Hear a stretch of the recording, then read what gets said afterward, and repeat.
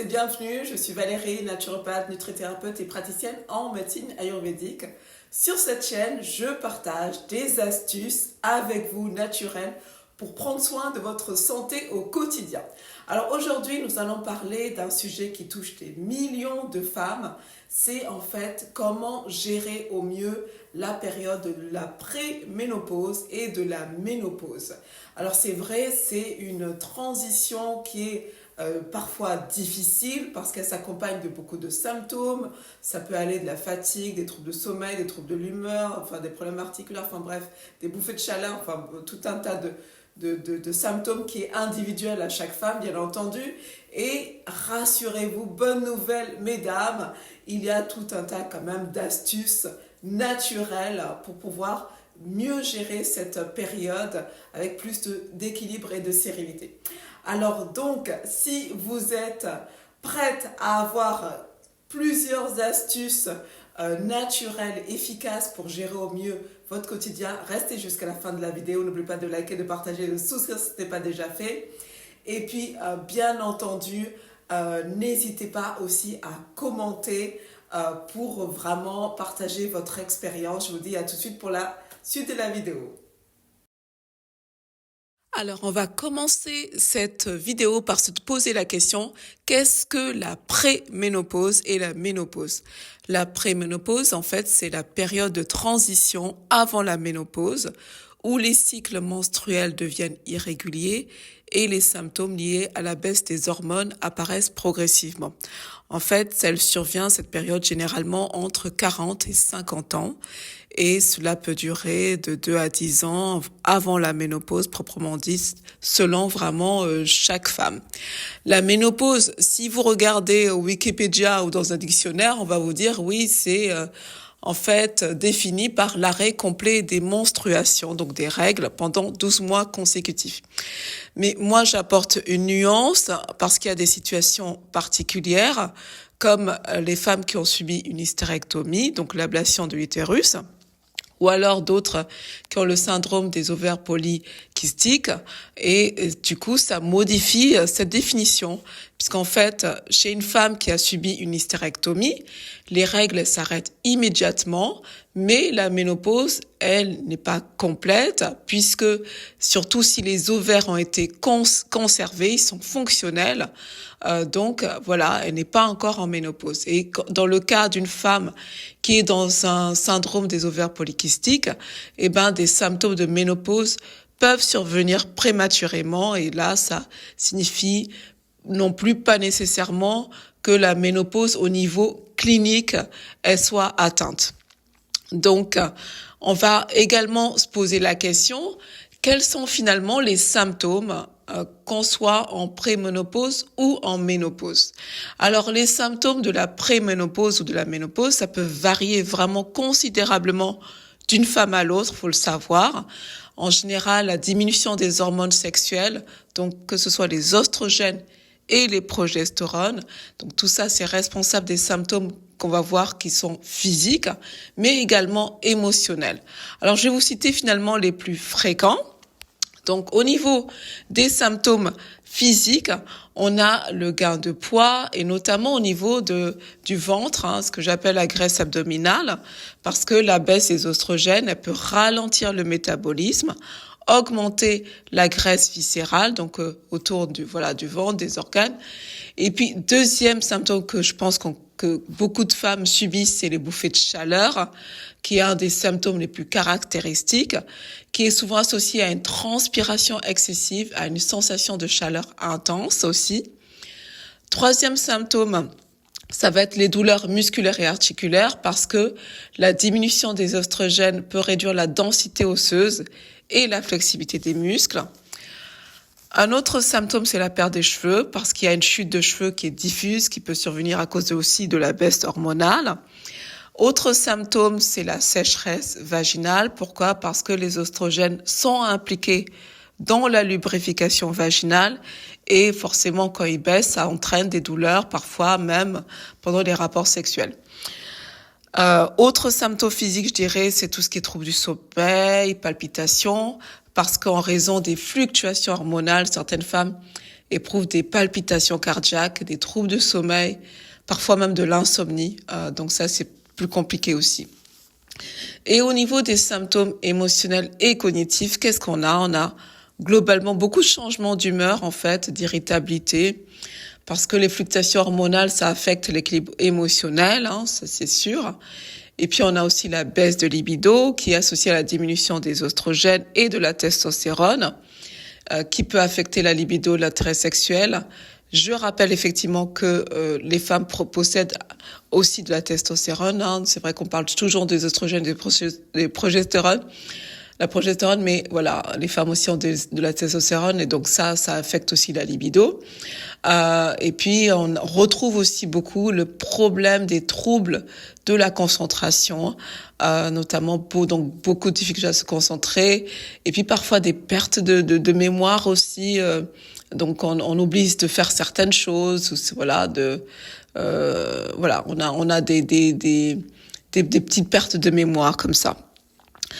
Alors, je vais vous parler maintenant parce que je pense que c'est important de comprendre l'impact des oestrogènes et progestérone sur la préménopause et la ménopause.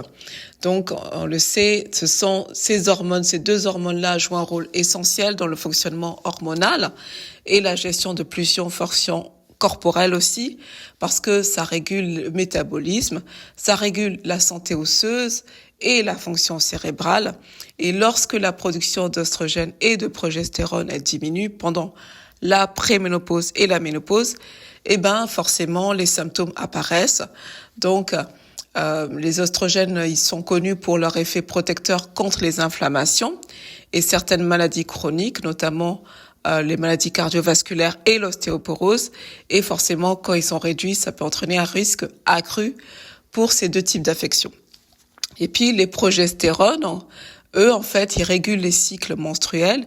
Ils ont en fait des effets qui permettent de stabiliser l'humeur et l'équilibre mental.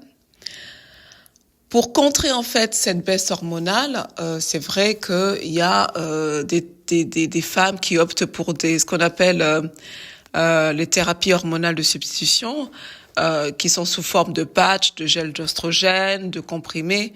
Mais vraiment attention, parce qu'il est crucial de noter que ces traitements vont être recommandés pour certains types de femmes et pas d'autres, parce que tout le monde ne réagit pas de la même façon. Pour certaines, ça va être positif et d'autres pas. Et il faut aussi tenir compte des antécédents de la femme, à savoir s'il y a eu des antécédents de cancer du sein, de problèmes de foie sévères ou des risques de saignement excessif. Forcément, tout ce qui est thérapie hormonale de substitution, ça va être contre-indiqué. Donc là-dessus, il va falloir discuter avec votre gynécologue, pour déterminer, si c'est une option qui est intéressante ou pas dans votre cas. Alors là, je vais du coup parler de moi, ce que je connais en tant que naturopathe, nutrithérapeute, donc toutes les astuces finalement de qu'est-ce qu'on peut mettre en place pour vraiment mieux gérer les symptômes de la préménopause et de la ménopause. Donc, en premier lieu, bien entendu, je vais vous parler de l'impact de la nutrition, notamment pour moi la meilleure et qui a fait l'objet de plusieurs études scientifiques validées et prouvées, c'est bien entendu l'alimentation méditerranéenne, parce que forcément l'alimentation, ça joue un rôle crucial dans la gestion des symptômes de la préménopause et de la ménopause. Donc l'alimentation méditerranéenne, elle est intéressante. Pourquoi? Parce qu'elle est riche en fibres, en protéines, en antioxydants, en acides gras oméga 3 qui sont anti-inflammatoires, donc c'est particulièrement bénéfique. Donc les fibres, ça va faciliter la digestion, améliorer le métabolisme, ça va aider à maintenir un poids corporel d'équilibre, parce que on l'a vu lors de ces périodes de ménopause, préménopause, on a tendance à prendre du poids. Donc ça évite aussi de prendre de la graisse abdominale entre guillemets. Donc les fibres, ça va être intéressant. Et puis les protéines, c'est capital. Pourquoi? Parce que les protéines aident à maintenir la masse musculaire, à prévenir la perte osseuse. Donc ça va être très important, les protéines, pour aussi stabiliser la production hormonale. Il y a un autre point clé qui est important, c'est aussi l'arrêt de l'alcool. Pourquoi? Parce que l'alcool peut exacerber les symptômes de la ménopause, tels que les bouffées de chaleur. Ça peut perturber le sommeil et aggraver l'anxiété. Donc, privilégier ce régime méditerranéen et bien entendu, supprimer l'alcool, ça va être important. Dans la vidéo, je vais vous mettre aussi des sources au niveau, puisque j'appuie toujours en fait, puisque en tant que nutrithérapeute, on appuie toujours notre protocole par les dernières recherches scientifiques sur les sujets. Donc, je vous mettrai, si ça vous intéresse, les sources. Donc là, notamment, on a vu, il y a une source qui a une étude qui est parue, Mediterranean Diet and Health, a Systemic Review, ils en parlent. Mediterranean Diet and Age-Related Cognitive Decline aussi. Donc ça, voilà, ça va être intéressant si vous voulez regarder. Donc voilà, vous retrouverez pour quelques parties de mes parties de cette vidéo, ce dont je parle, les sources dans le descriptif de la vidéo. Autre impact, bien entendu, c'est le sport, parce que l'activité physique est essentielle pour maintenir une bonne santé physique et émotionnelle aussi pendant cette période, parce que le sport, ça aide à renforcer les muscles, maintenir la densité osseuse, réduire la prise de poids. En plus, le sport, ça améliore la circulation sanguine, ça réduit les bouffées de chaleur et ça favorise un meilleur sommeil. Donc, les exercices de renforcement musculaire comme ce que je trouve intéressant, si vous pouvez vous en procurer, c'est on a maintenant des gilets lestés spécialement conçus pour les femmes. Je trouve ça très intéressant parce que ça permet vraiment de travailler toute la partie dorsale et donc ça c'est vraiment top pour le renforcement musculaire. C'est efficace aussi pour prévenir la perte de densité osseuse, donc l'ostéoporose. Et voilà, ça va vraiment vous aider si vous avez des problèmes de dos, voilà. Donc, on a aussi, au niveau de tout ce qui est naturopathie, les plantes adaptogènes qui sont intéressantes pour la gestion des symptômes, parce que ces plantes-là sont des remèdes finalement naturels puissants pour réguler l'équilibre hormonal et réduire les symptômes de la ménopause. Donc, vous avez le curcuma, j'en parle souvent, le curcuma. C'est un excellent anti-inflammatoire et antioxydant qui peut aider à réduire les douleurs articulaires et l'inflammation.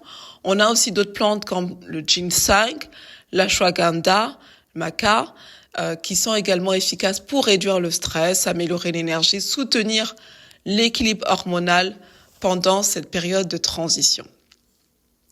Et puis enfin, je termine par en fait tout ce qui est compléments alimentaires qui sont importants parce que il faut supplémenter parce que on le sait bien, l'alimentation contemporaine n'apporte pas tous les nutriments et vitamines. Donc les compléments alimentaires ont leur rôle et puis ça permet de gérer les symptômes. Par exemple, vous avez la créatine qui est bien connue pour renforcer les muscles. La créatine peut aussi aider à lutter contre l'ostéoporose et favoriser la guérison des os, bien que franchement, d'expérience, pour vraiment lutter et prévenir l'ostéoporose, ça va vraiment être le renforcement musculaire en première intention. Il va vraiment falloir faire du sport, on pourra pas y échapper. Donc ça, c'est vraiment en première intention. Puis après, vous pouvez rajouter la créatine. Vous avez aussi le collagène, qui est intéressant parce qu'il est essentiel pour la peau, pour les cheveux, pour les os. Et donc, le collagène, ça va aider à réduire l'apparition aussi des rides. Ça améliore la structure des articulations. Donc, c'est intéressant. Si vous voulez pas faire de temps en temps, mais ce qui est intéressant pour avoir du collagène au niveau de l'alimentation, c'est de faire... les Anglais parlent de bone broth. C'est en fait faire des soupes à base de moelle à l'os. Donc ça va être intéressant pour avoir un petit peu de collagène. Sinon, voilà, ça se trouve en complément alimentaire sans problème. Enfin, si vous êtes concerné par la baisse de libido, il existe aussi des compléments contenant de la testostérone. Ça peut être une option pour certaines femmes, mais il est vraiment là-dessus, je vous renvoie à votre gynécologue pour en parler, pour une prescription adaptée. Et puis, je tiens aussi à parler de l'acupuncture parce que j'ai eu à suivre des femmes et elles m'ont dit en tout cas que l'acupuncture les avait bien aidées en plus dans mon protocole pour vraiment gérer au mieux les symptômes de la ménopause. Donc voilà, c'est intéressant l'acupuncture parce que ça va réguler aussi votre niveau d'énergie, ça va vous aider aussi à réduire les bouffées de chaleur, améliorer aussi la qualité de sommeil et puis stabiliser vos émotions. En tout cas, si votre corps tolère bien et supporte bien l'acupuncture, parce que voilà, pareil, c'est un petit peu au cas par cas pour l'acupuncture. Là, nous arrivons au terme de cette vidéo. Si vous cherchez à vous faire accompagner de façon naturelle et personnalisée pour vous aider en fait à traverser cette période qui est difficile de la préménopause et de la ménopause, n'hésitez pas à prendre rendez-vous avec moi pour une consultation en naturopathie et nutrithérapie. Mes coordonnées sont dans le descriptif de cette vidéo. Ensemble, nous allons explorer en fait toutes les solutions pour votre cas qui est unique, parce que chaque femme est unique, chaque cas est voilà, personnel. Et donc, je vais faire le tour de votre problématique et vous proposer un ensemble de choses, que ce soit au niveau alimentaire, que ce soit au niveau de la gestion du stress, des compléments alimentaires, de la nutrithérapie, etc. Donc, ne vous privez pas, n'attendez plus, ça vous permettra de regagner en fait de la confiance, d'améliorer votre qualité de vie au quotidien. Je suis là pour ça, donc n'hésitez pas et contactez-moi dès à présent pour une consultation. Si cette vidéo vous a été utile, et je l'espère, n'oubliez pas comme d'habitude de liker, de partager, de souscrire si ce n'est pas déjà fait. Et je vous dis à très bientôt pour une autre problématique, un autre sujet voilà, autour de la santé naturelle et holistique. Prenez bien soin de vous.